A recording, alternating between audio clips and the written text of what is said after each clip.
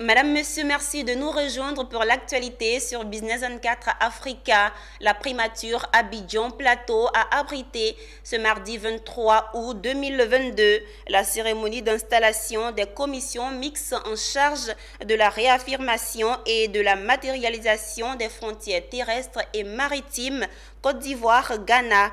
Un projet piloté par la Commission nationale des frontières des deux pays dont l'objectif est de consolider la sécurité et la cohabitation pacifique dans les frontières communes des deux pays. Walter Kofi et Marius Seri nous rapportent les faits.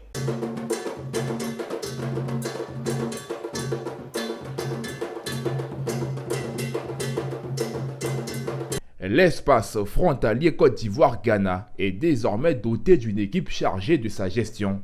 Les membres sont réunis au sein des commissions techniques mixtes de réaffirmation et de matérialisation des frontières terrestres et maritimes Côte d'Ivoire-Ghana. Installés ce mardi 23 août à Abidjan, leur mission principale sera de procéder au renforcement de la démarcation de certaines lignes frontalières ainsi qu'au remplacement de toutes les bornes détériorées. Il s'agira ainsi pour la Commission de relever les préoccupations relatives aux frontières et d'identifier les actions prioritaires à mener pour le renforcement de la coopération entre les deux pays.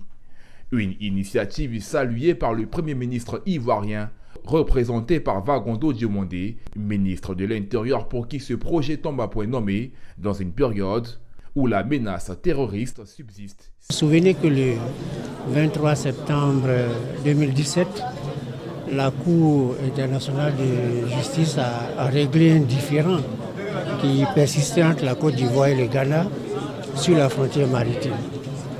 Donc en exécution justement de cette décision de justice, il était important que les deux pays s'accordent sur le dispositif à mettre en place pour continuer à gérer en parfaite harmonie et en parfaite symbiose toutes ces questions liées aux frontières.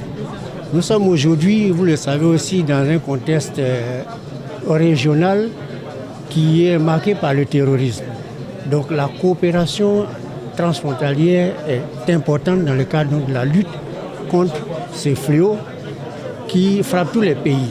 La cérémonie a été aussi celle de la mise en place d'une commission technique mixte maritime pour la mise en œuvre de la décision du Tribunal international du droit de la mer.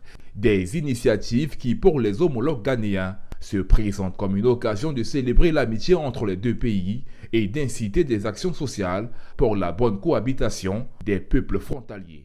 It's not only the maintenance of the international boundary line that is. Des frontières du Ghana et de la Côte d'Ivoire sont en charge de la gestion intégrée de les frontières internationales entre les deux pays.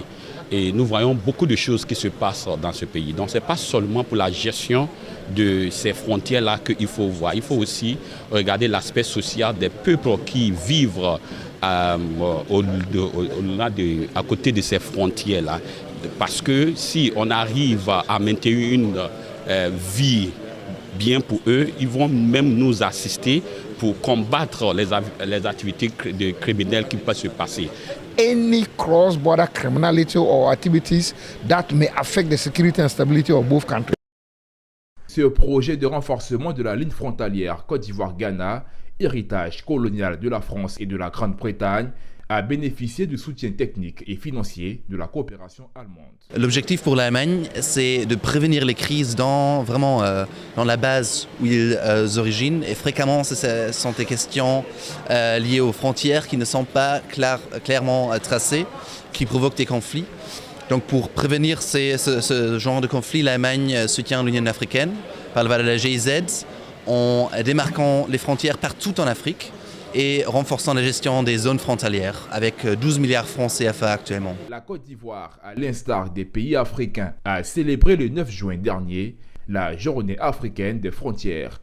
Une célébration qui a fait le choix des localités frontalières de Noé et Nougoua pour la valorisation de la coopération frontalière avec le Ghana.